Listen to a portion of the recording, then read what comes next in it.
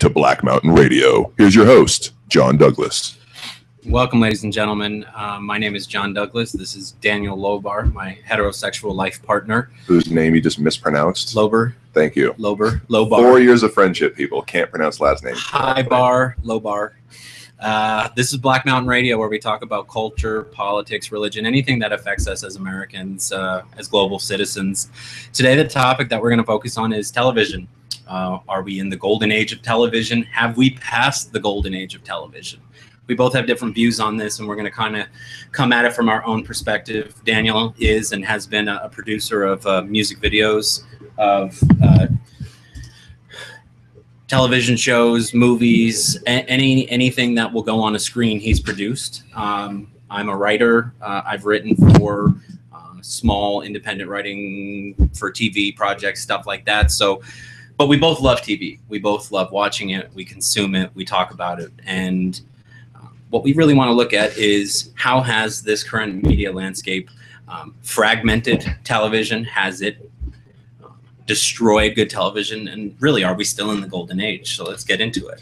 I think it's increased the availability of content 100-fold. I mean, you look at 60, 70 years ago, the ratings records of things that were watched would never be broken because there were 3 channels. Right. You know, so if you got through and onto one of those channels, and you were set, but you had to make it through one of those 3 arbiters, you know, ABC, NBC, CBS, that was what you had. Right. And so these days you have, if you have a project like I've done, some documentary and some reality TV stuff that's been released online, that's been released through like small independent TV channels. You can have network television, you can have YouTube, you can have Vimeo, you can have Hulu, Amazon, Netflix. There's hundreds of different distribution channels.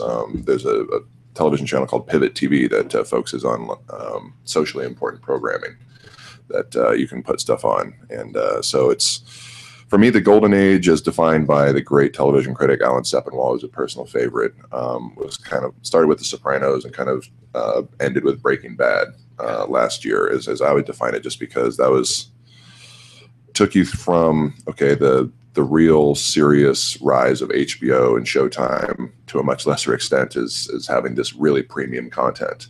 And then that kind of spurred on the growth and maturity and complexity of TV shows, because people wanted to watch The Sopranos. They wanted to watch, well, very few of them at the time wanted to watch The Wire. But when you had shows like that, and Mad Men and Breaking Bad and The Shield was another early one on basic cable that had these very complex characters, very mature, real world storytelling style, whereas it could be graphic in its depiction of sexuality, of race, of politics, of religion. That had a huge impact on the rest of the culture.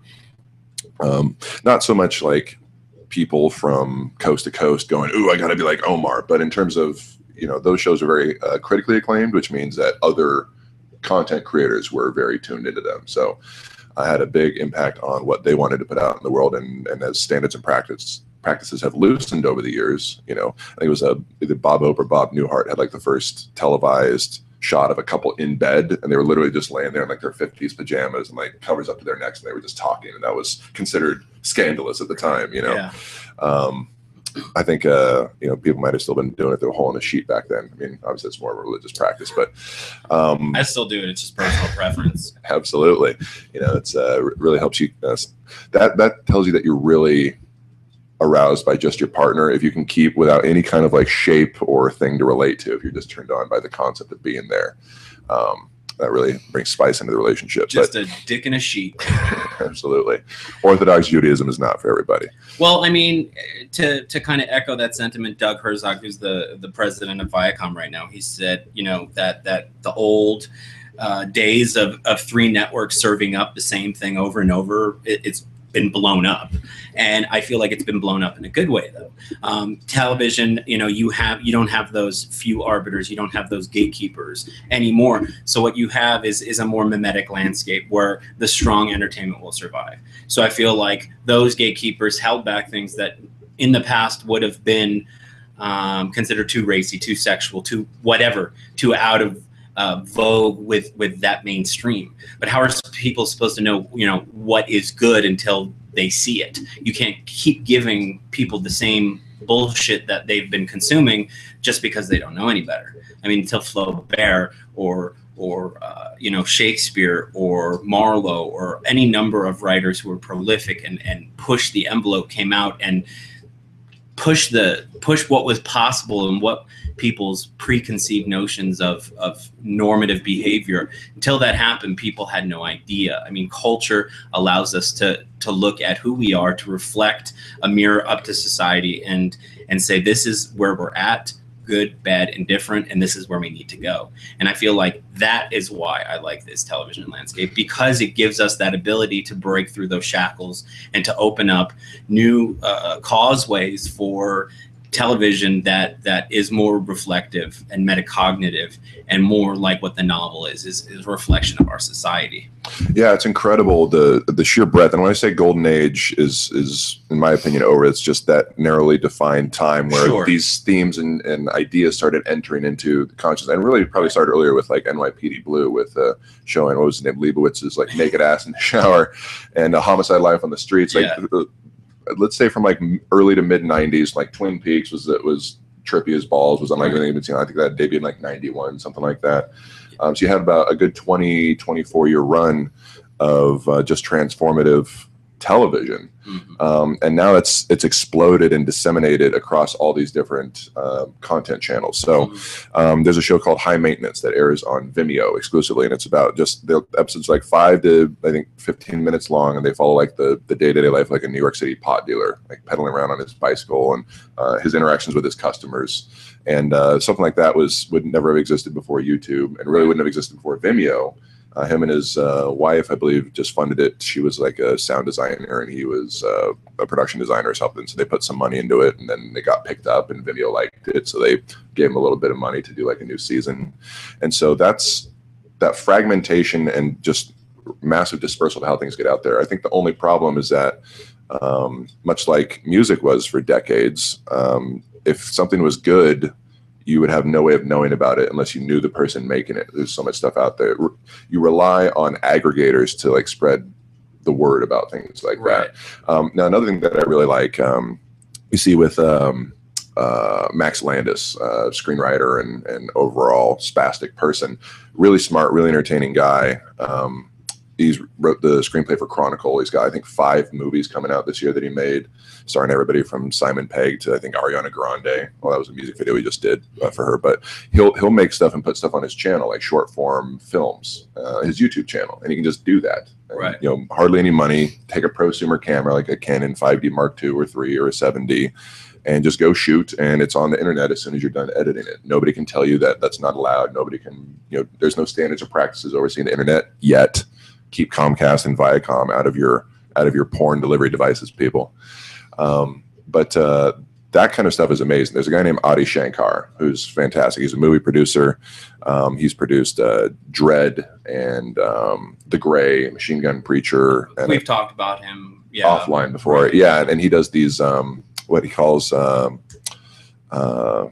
I forget the exact term, but he makes these like short form films that are using existing intellectual property. Like he did a short film about the Punisher called Dirty Laundry. And he did one about Venom, and he did one about the Power Rangers recently, which is actually incredibly entertaining.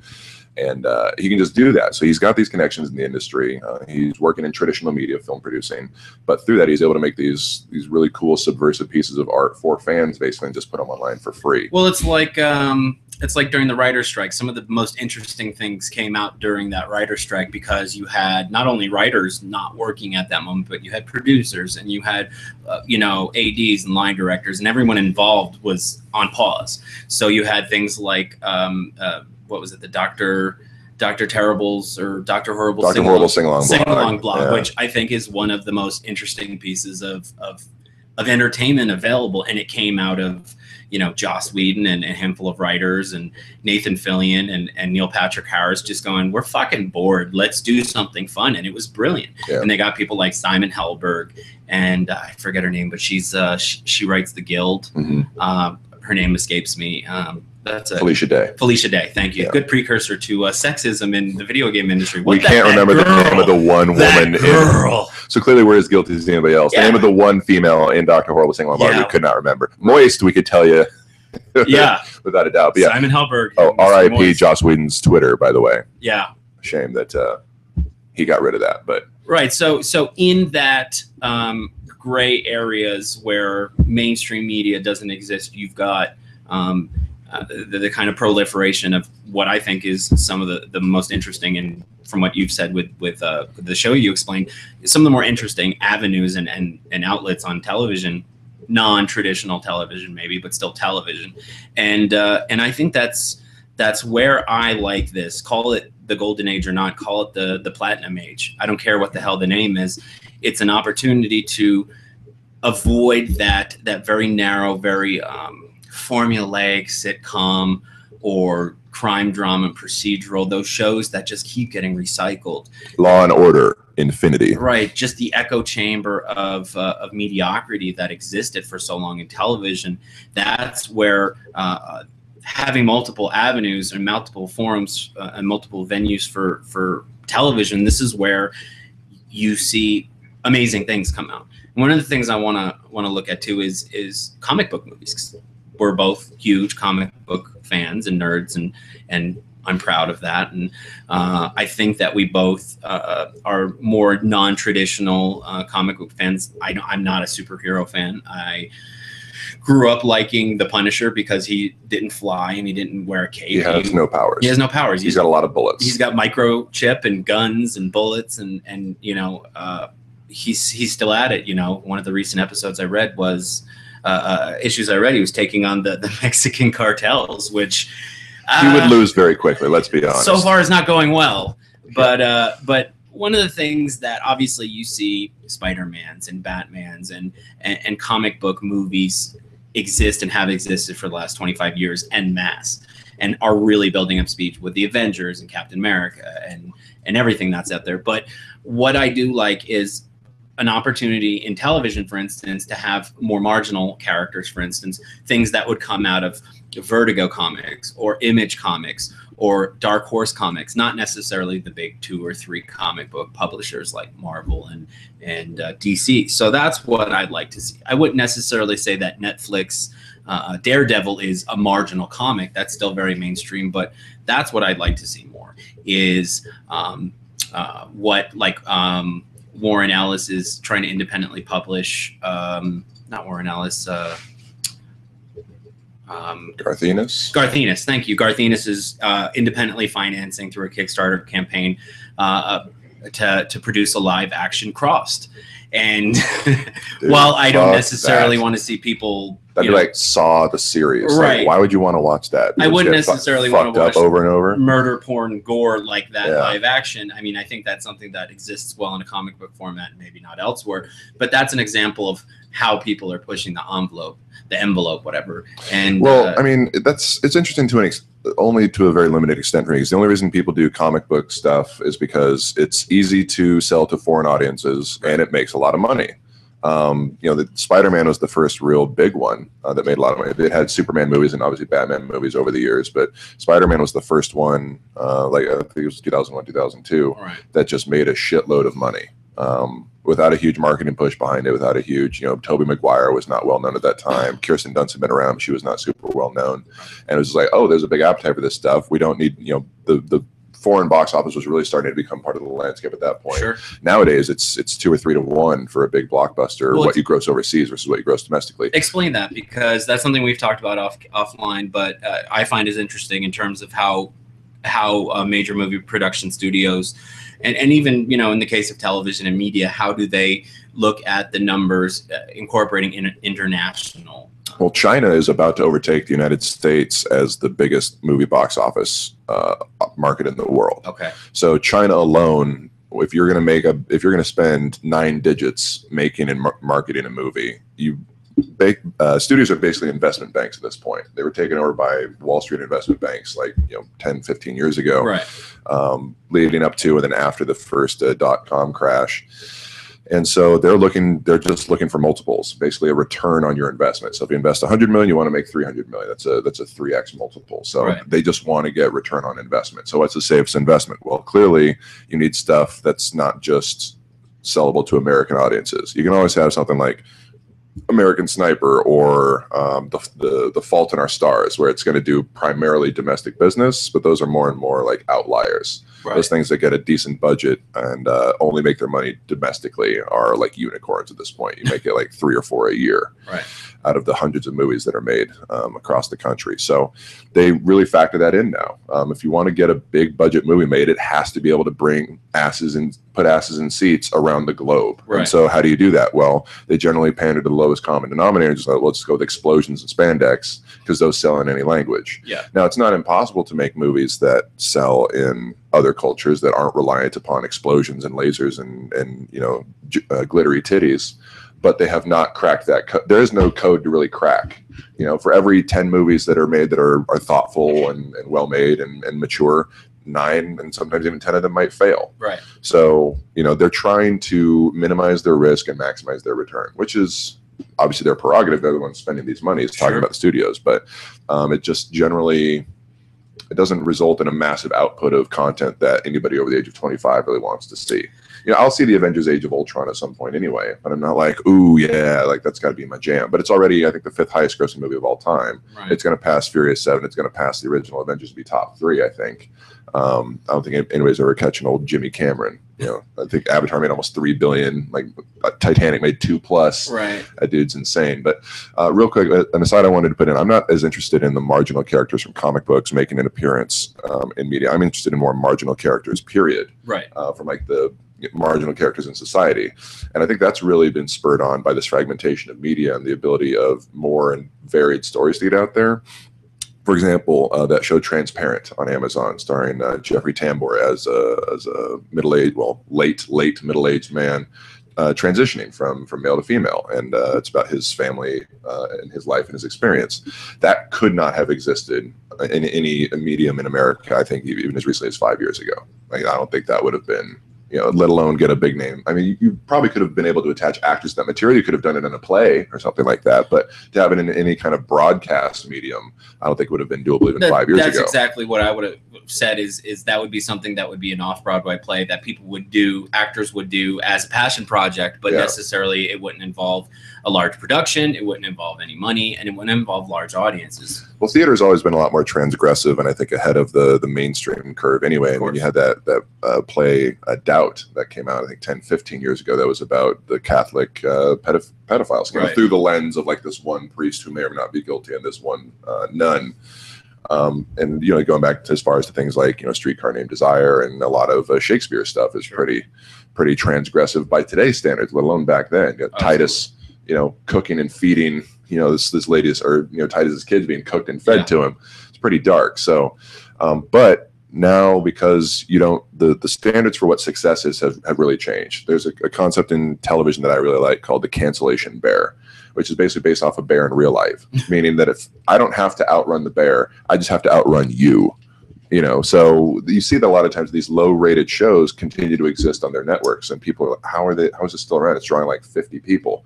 Well, if every other show on that network is drawing 10 people, then you're by far the most successful show on the network. They're not going to get rid of you. Right. So you don't have to be the biggest draw on whatever platform you are: Amazon, Hulu, Netflix, Yahoo Screen, which the most recent season of Community aired on.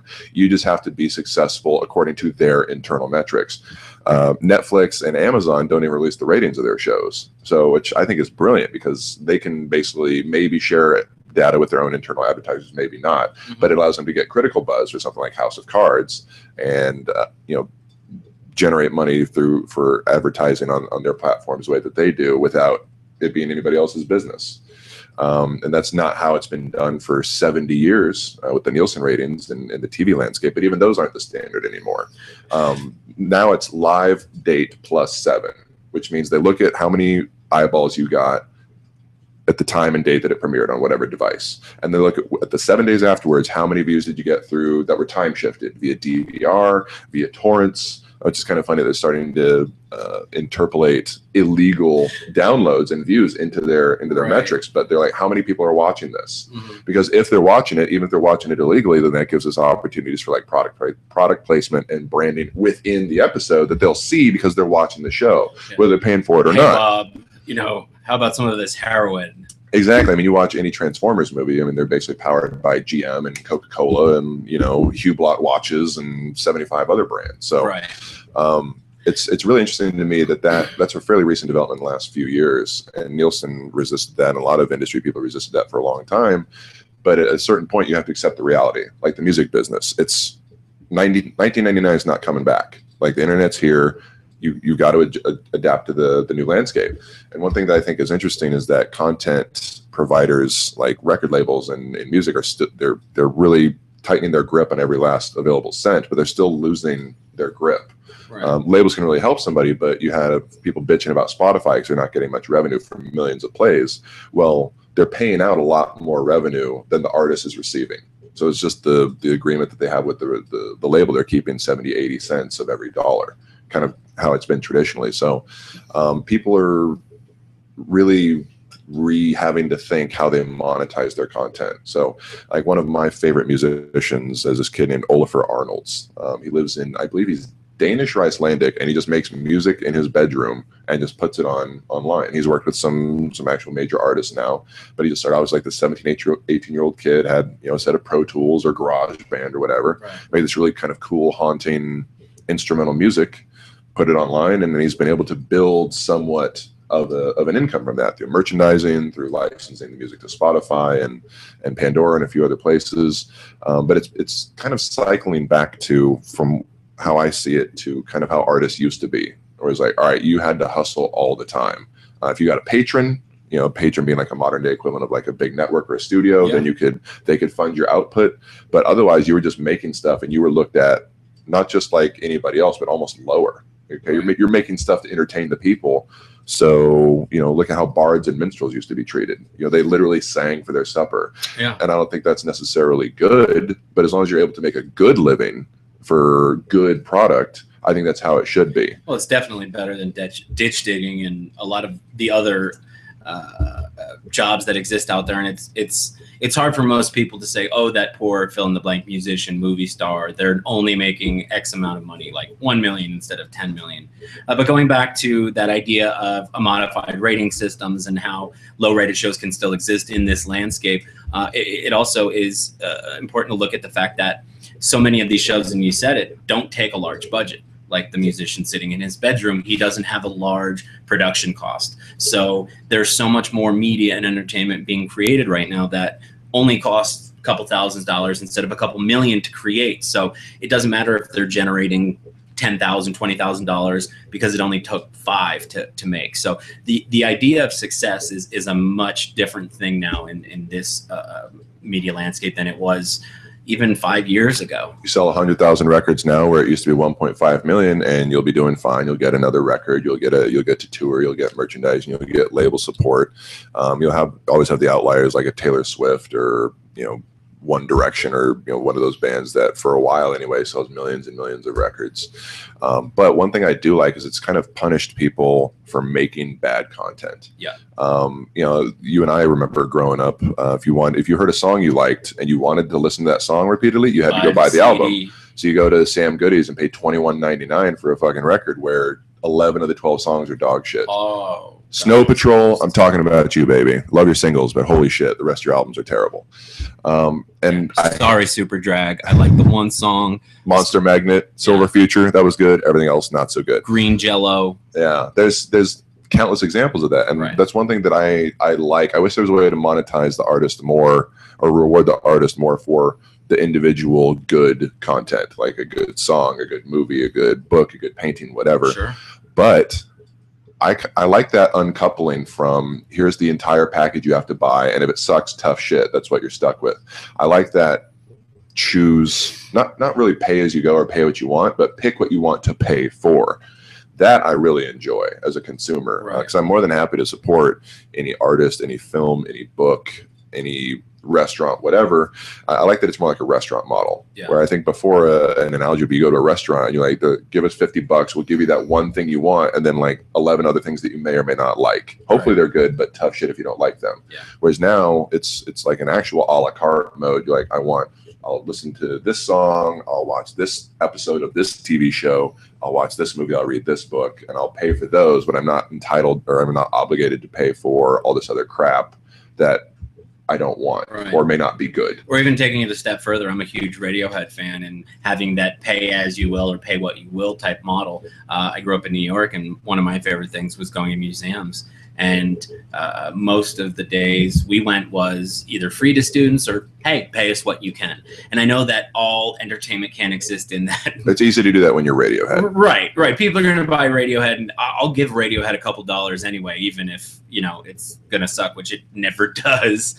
But you know, I would be hard pressed to pay for an album of a new musician who I knew very little about if, you know, they didn't have a track record of success. So yeah, that's a much more niche model, and it exists in a world where people have a great fan following, like Radiohead. Yeah, entertainment is interesting because it's one of those few industries where there's no route to getting in the business, and there's no one route to get in the business, and there's no one route for success. Right. So you have people who, you know, Twitch is an interesting example as a media platform because it's a streaming service or a video service that traditionally focuses just on people playing video games, and you can watch them play the video game.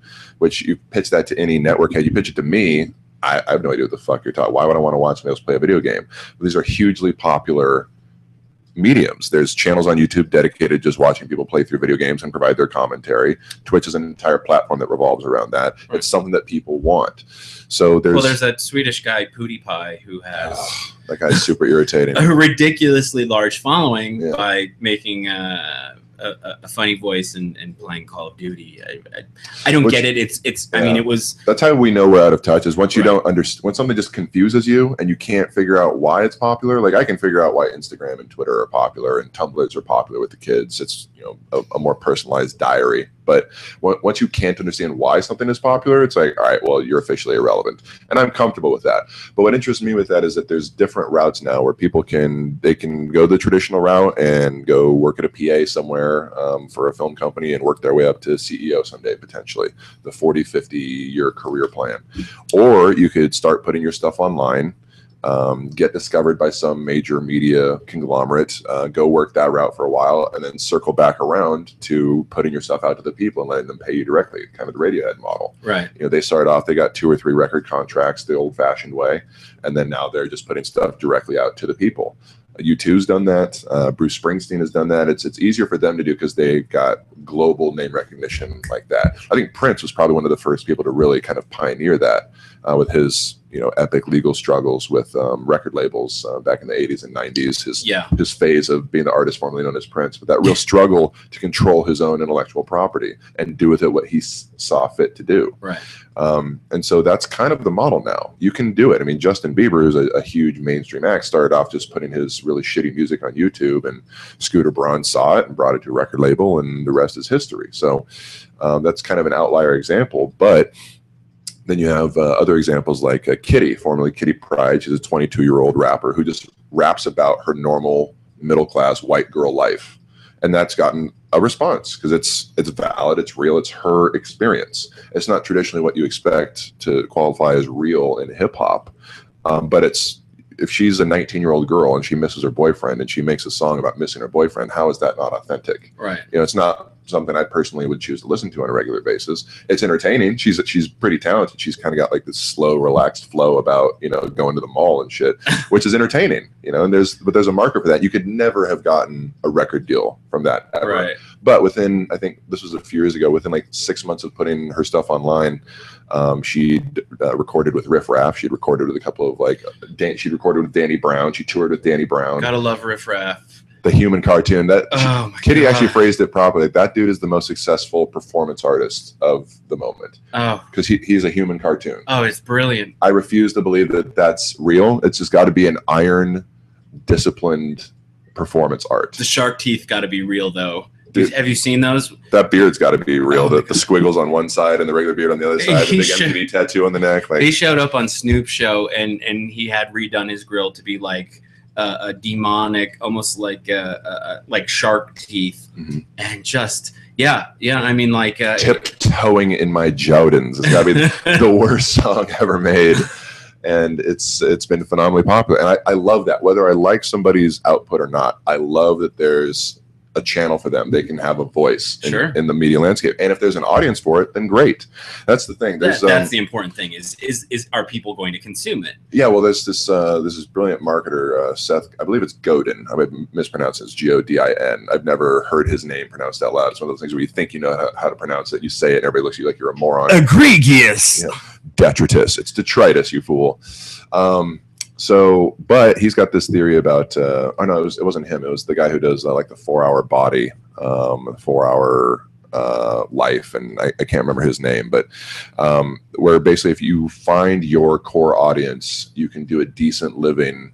You can manage a decent living off of that core audience, even if it's only a couple 100,000 people. Niches make riches. More so, exactly, more so than you could if you were a low-level mainstream act. Right. Which is interesting. You look at somebody like Connor Oberst of Bright Eyes, or Sufjan Stevens, who's never been any kind of mainstream act. They've made a decent career for themselves over the years because they've got their core 1 or 2 million people, maybe 15-year-old girls. Exactly. They always got to have something to help them through that first period. But you can find those people. It's easier and harder to find them now. It used to be those people you would tour around as a musician and hope that you could find an audience somewhere.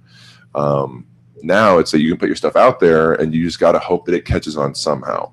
I don't know. There's a few places like Reddit and BuzzFeed that are aggregators of content that have done well with that. Sure. But by and large, everybody out there is just stumbling along, throwing shit at the wall, trying to get somebody to pay attention. Yeah, there's so much white noise, and it's just really a discordant cacophony of data, information flowing. It's a fire hose. Yeah, and it's a scattershot. And that I think is going to be where you'll find these kind of like YouTube stars. YouTube is starting to advertise their stars now on television, which is an interesting media skip.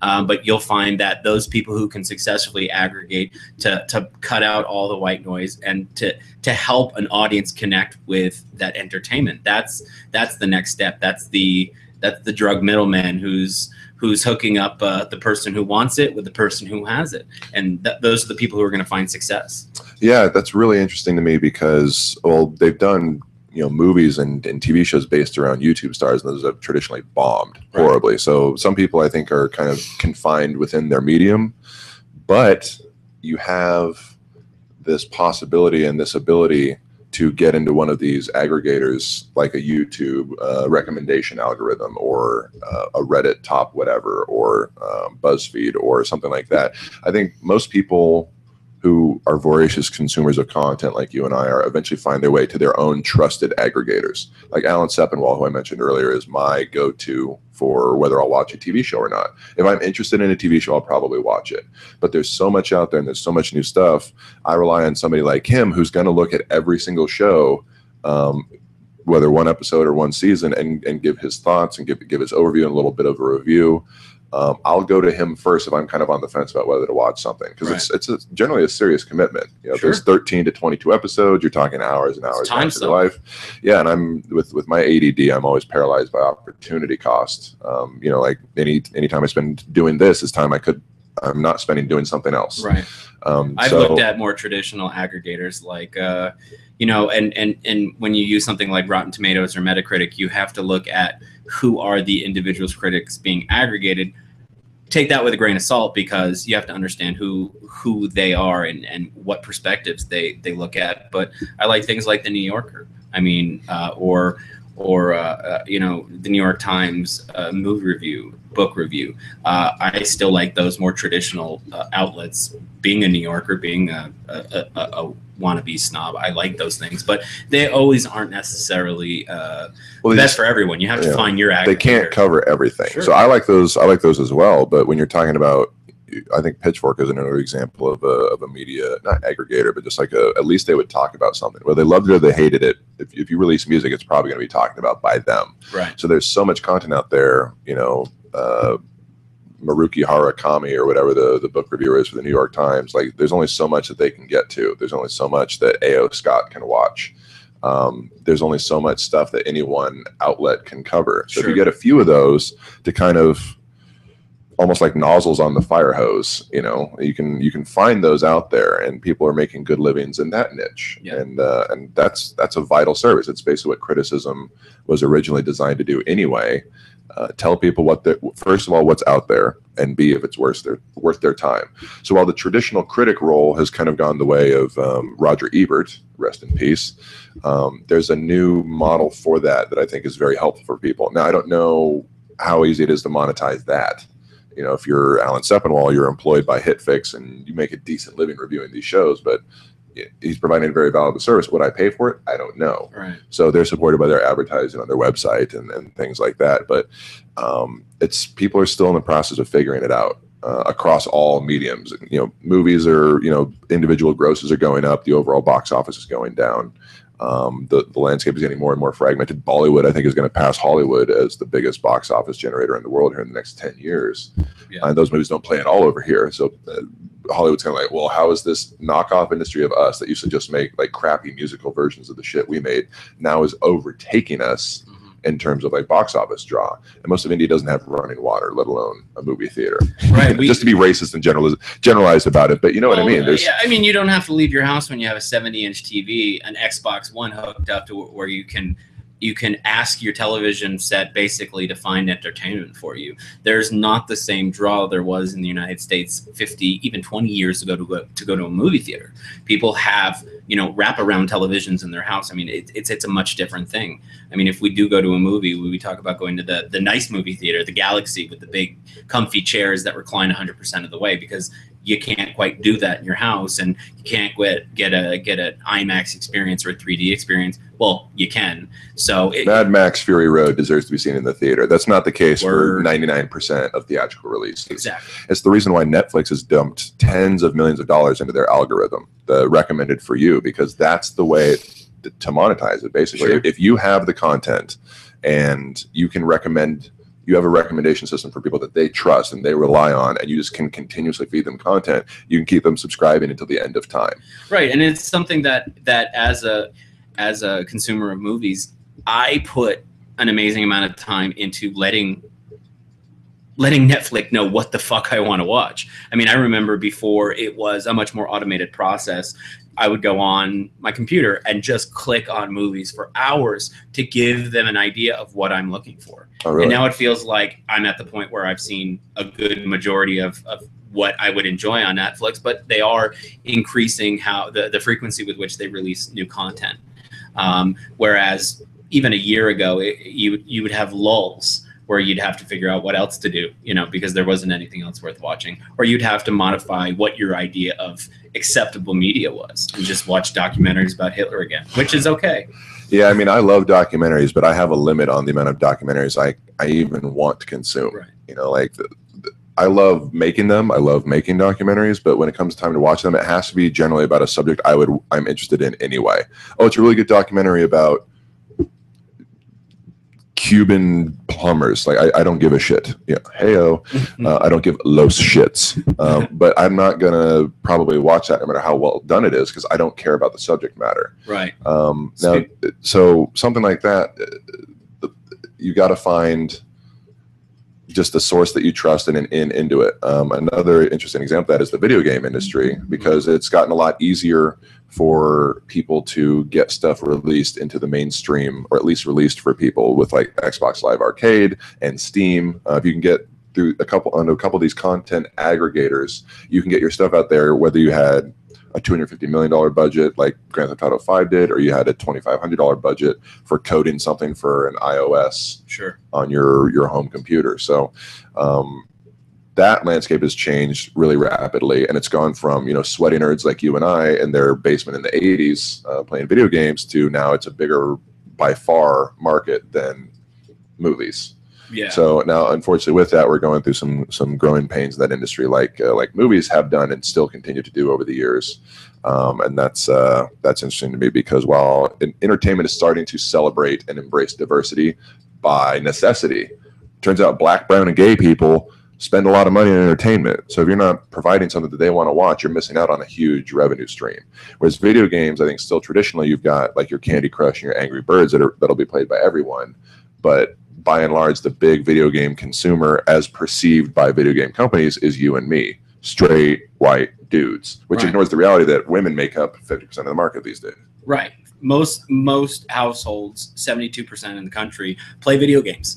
It's something that's evolved past being just for children, like when we were growing up in the 80s with our Nintendos and Zelda. And now it's something that's become more pervasive. And yeah, even if it's an iOS phone game where you're, killing birds or whatever, everyone slicing fruit. 3 out of 4 Americans are playing that. And one of the things that came across my radar recently was a documentary called GTFO. It's a film about women in gaming, and something that I had seen kind of incidentally, because I am not a woman. I'm not a woman, nor do I engage in insulting or abusing women in life or IRL or online. I was raised by very strong, very powerful women. I am married to a strong and powerful woman, and I don't really love you, Jen. Heart. I don't have a tolerance nor a desire to see people bash women in the internet or gaming forum by virtue of having 2 X chromosomes.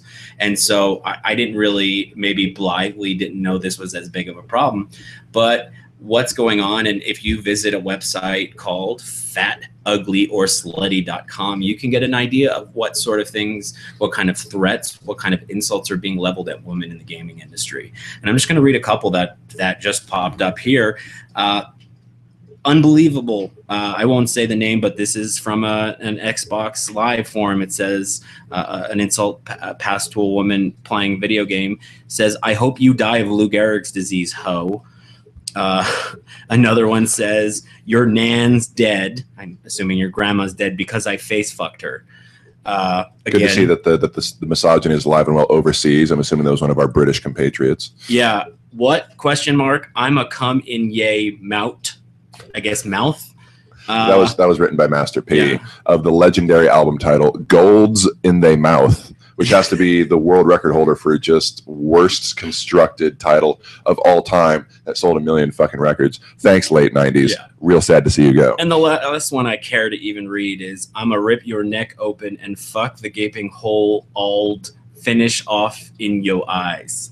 So really very eloquent commentary, which again is probably coming from a small minority of gamers, but is a very vocal, very obscenely critical and a dangerous kind of percentage, a dangerous part of that gaming world. Well, it does suck. I don't think by and large they're dangerous. I think these are the people who are afraid of women who are saying this kind of shit. They're trolls. It's young, straight, white dudes who are either A, saying it to get a reaction, or B, they're just like a real life version of the Simpsons comic book guy, and the sight of a vagina makes him shit his pants. So I'm of 2 minds about it, because you do see real life harassment where coming out of the Gamergate controversy, women have been stalked, women have been doxxed, as they say, with their personal information of themselves or their loved ones released online. Then like names, addresses, social security numbers, things like that, which is terrifying. Anonymous will do that to anyone, but yeah, Anonymous has targeted women, and it seems that because... Well, Anonymous hasn't targeted women, but they've been doxxed by different individuals. Right. Anonymous tends to prefer to go after like government agencies and banks and things like that. Right, yeah, of course. But, I mean, and it's easy for me to say as a guy, because I'm a big, mean-looking dude. I'm not top of anyone's list of like just automatically let's fuck with that guy, not because I'm some sort of international badass. It's kind of like an evolutionary reaction. Okay, big mean looking guy, let's go fuck with like the 90-pound co-ed before we fuck with the 6'6", 200-pounder. Sure. But online, a lot of that, it's easy to hide behind anonymity. It's easy to just say things that are for maximum impact, and you don't have that filter when you're going to read something. You don't get perception because you don't know who was behind it, what the intention was. They're just saying it to be in a failed attempt to be funny, or it's actual vicious, targeted threats. Right. You see that a lot in just how modern communication is. Like Greg Giraldo had this great bit about like, are we really laughing that much as a country? Like, You know, what do you want for dinner? LOL. Like, going to the grocery store? LOL. Are people really laughing out loud? Going to the grocery store? Ha ha ha ha. Like, that's psychotic. So or Louis C.K. talking about how we just go to the absolute zenith of every word. You know, the like, sandwich was epic, hilarious. It was so funny. You almost went insane. Yeah. It's kind of a hyperbolic use of language and culture. I think because there's so much more language than there used to be.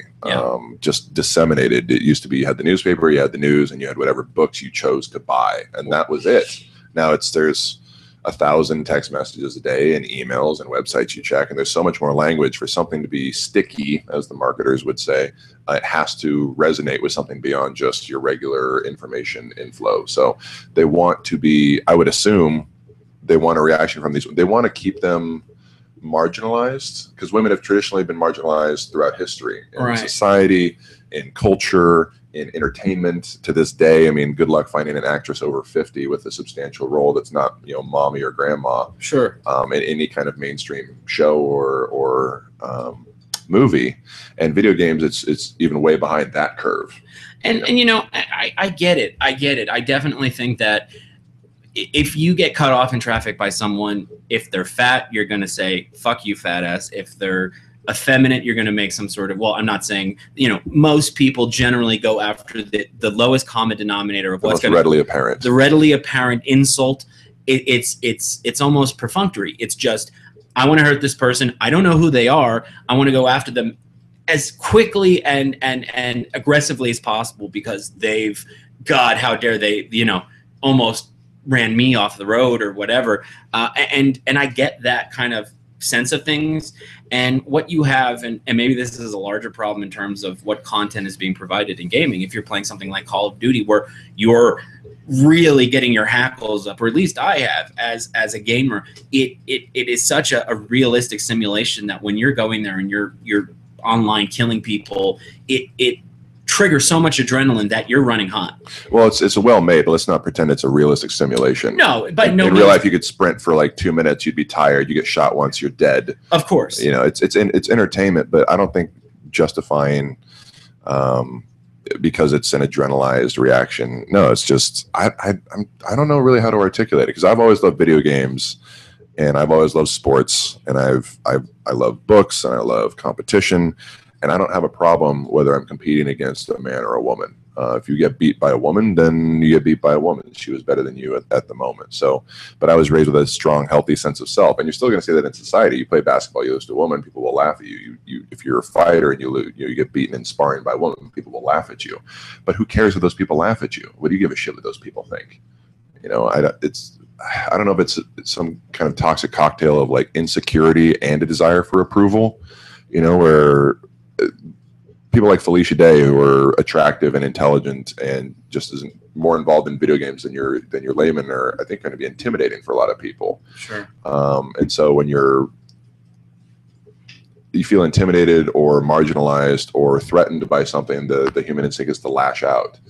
And I don't know why it's a threat to people to have women involved in video games. Maybe because for so long it was just perceived as a male pursuit, and it's like, all right, you know, you're the fat, sweaty, gross dude, you at least have your video games to keep you company, and now the bitches are ruining that. Right? How dare they come from stay out of my fucking video games, bitch, cunt, slut, whore, I'll kill you, rape you, whatever. Yeah, like, they just immediately lash out with whatever juvenile thing they can think of that will get the threatening influence out of their Call of Duty. And I think there's a good way to deal with it. I mean, the BBC article I read interviewed this girl, Jenny Hanover, and she had people saying, you know, stupid bitch, fat whore, I hope your boyfriend beats you, get back in the kitchen. And, you know, she was quoted as saying, get back in the kitchen. I'm not in the kitchen because I'm here kicking your ass in video games. That's what I'm good at, you know. And so there could be a positive a way to handle it. And I agree. I don't think that, you know, creating adrenaline and getting caught up in that kind of a faux in engaging environment that video games create, it is an excuse for bad behavior, but it's maybe an explanation. Well, video game culture has generally been an excuse for us to behave at our most juvenile and most puerile anyway. You know, I remember some of the shit I've said in my life during old school NBA Jam or Mortal Kombat tournaments would have classified as hate speech for every group on Earth.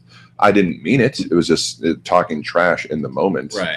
But you're saying that to another guy who's got that expectation going into it of hearing that, that's one thing. Now, that's at the same time, I would never publish that guy's personal information online and, threaten to rape his mom.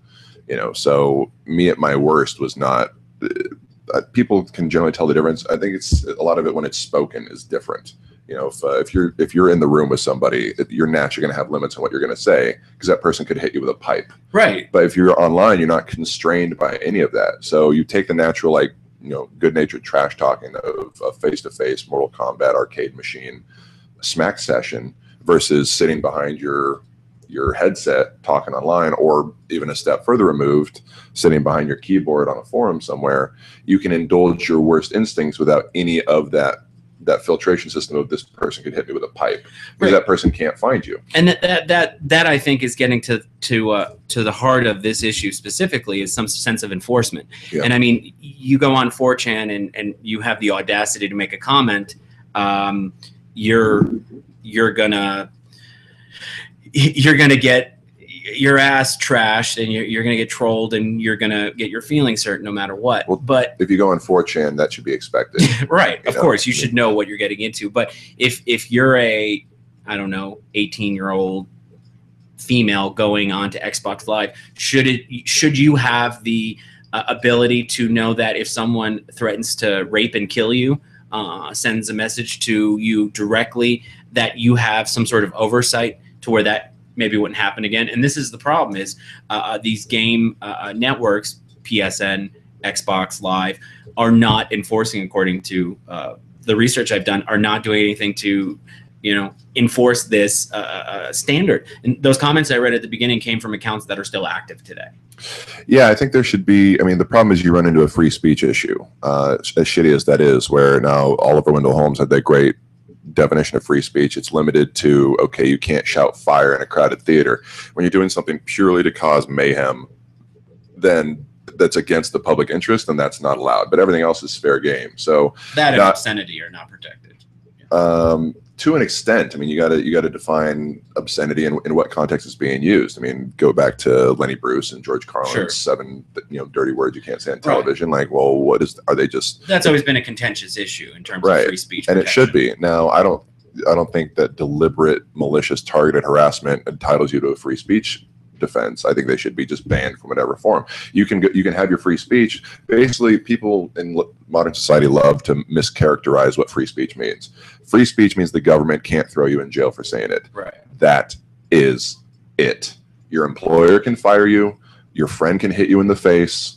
Like, anybody can do anything to you as long as it's not the government throwing you in jail. It's not an infringement of your free speech. It might be an infringement of your right to have a non-broken jaw, and that person might have assaulted you and will go to jail. But you are not protected beyond the government sending you to Gitmo because you popped off and said, Obama's a dirty, dirty, communist, un-American jizz bucket. That's you're entitled to say that. Now, you're not allowed to threaten him. That is a described limitation on free speech. But beyond that, like, the government can't throw you in jail. Right. But people, when the Duck Dynasty moron was popping off about black people and gay people, which, what do you expect from a 70-year-old swamp town redneck? But when he was popping off about gay people and black people and they suspended him, there's this big outcry over the limitations on his free speech. Like, no, his free speech isn't being limited at all because the government hasn't thrown him in jail. Right. And a for-profit or non-profit corporation is not obligated to just let you say whatever you want. Yeah. If you are employed by somebody, they can fire you for something like that. That's the definition of what they can fire you for. Right. So when people complain about that, it blows me away. But when it comes to things like that, there should absolutely be, a way to log a chat session, a way to log a comment, a way to log an audio stream. Now, that would take just an incredible financial investment in, like, monitoring servers and software and things like that. But if you make it safe for people that way, because you have that in real world institutions, if you go into a movie and somebody's like talking or some other irritating behavior, there's ushers who will remove you, or there's security that can be called, and the internet doesn't have that. Right. And if you ban somebody's account, they can just sign up for another one, but at least you banned their account. So there absolutely needs to be a way for somebody like my sister or your wife or my nieces or goddaughters or whoever to enjoy themselves online with the same freedom that everybody else does without being harassed. At the same time, there's a core of that in gamer culture where I don't know how you draw the line. There absolutely is a line that needs to be drawn. I just don't know if I'm smart enough to say it. Like, okay, you call somebody a bitch, you're banned. You call somebody a cunt, you're banned. I don't know where you start drawing those rules for the enforcement.